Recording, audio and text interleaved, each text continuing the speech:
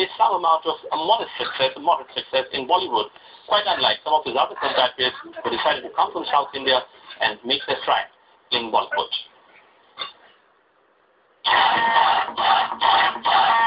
Born into a Marathi family, he was a bus conductor in Karnataka, but Rajnikant went on to become the superstar of Tamil film. Having starred in over 160 movies, Rajni, however, failed to create the same magic up beyond the Vindhya. In fact, most South Indian actors have failed to make a mark in Bollywood. Kerala superstar Mohanlal has only character roles in Company, and now Ram Gopal Verma Kishore to make his Bollywood CV. Andhra stars Chiranjeevi and Venkatesh failed to win over Bollywood with just one successful Hindi film each. Kamal Haasan is perhaps the only South Indian actor who not only managed lead roles in Bollywood, but also some box office success with Ek Duje Ke Liye, Sadma, Sagar, Chachi 420 and Hey Ram. But is he a bankable Bollywood star? Perhaps not. More recently, R. Madhavan, who almost arrived with Rehna Hai Tere Dil Mein, went on to play second fiddle in Rang De Basanti and most recently Guru. In comparison, South Indian actresses have always charmed the Bollywood box office.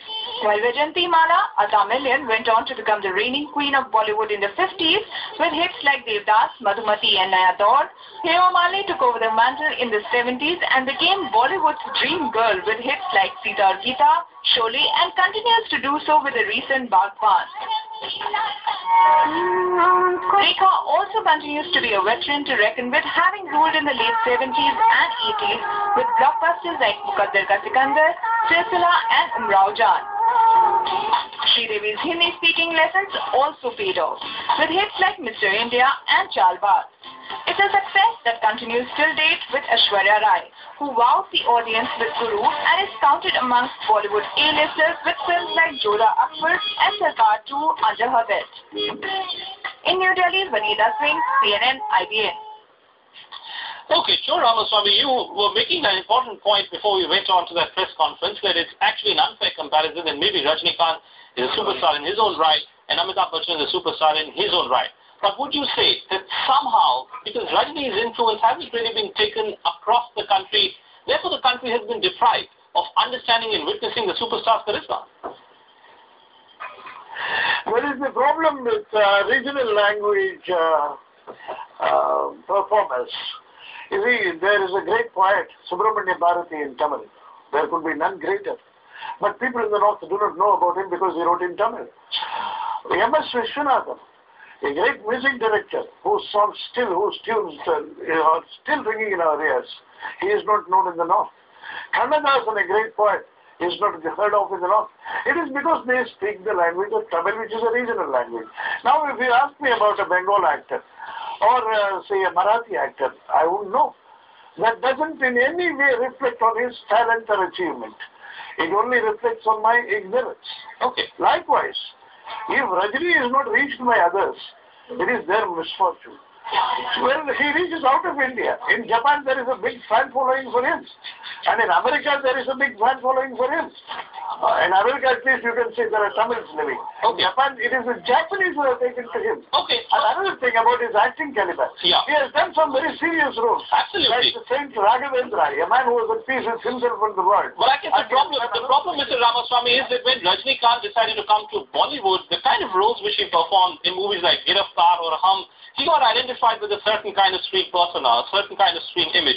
But Bhavna Somaya, if what Cho Ramaswamy is saying is correct, then why do we look at Amitabh Bachchan as the ambassador, in a sense, of Indian cinema? He is a huge international star, whether it's in Paris or it's in Russia or even in America, everywhere. Amitabh Bachchan has a standing. Should he then be considered as an Indian ambassador of cinema of sorts abroad? I think that, like Joe says, how Rajni feels or Rajni fans feel that, they are losing out because regional language is not reaching out to a larger audience. But we don't feel so about Mr. Bachchan simply because the world has become a small place and now everybody is not relating to him just as an ambassador of Hindi cinema or Indian cinema. They relate to him as also an international personality. Okay. Because he has a persona for it. He speaks all the languages fluently. All right. And we heard the comment from you and you, Ramaswamy, but as I said right at the beginning of the program that a superstar or even a star is made only on the basis of charisma, the kind of hold which he has over his fans. Let's talk to Sanjay Patodia. He belongs to the Amitabh Bachchan Fans Association. Sanjay, can you ever accept Rajni as a superstar in the same league as Amitabh Bachchan? देखिए, मैंने तो रजनीकांत की ज्यादा picture देखी नहीं है। उनकी 3 पिक्चरें मैंने देखी है जिसमें अमित जी खुद थे, शर्मिंदा कानून, गिरफ्तार और हम। और पिक्चर तो मैंने रजनीकांत की ज्यादा नहीं देखी, पर रजनीकांत का इंटरव्यू मैंने हजारों बार सुना।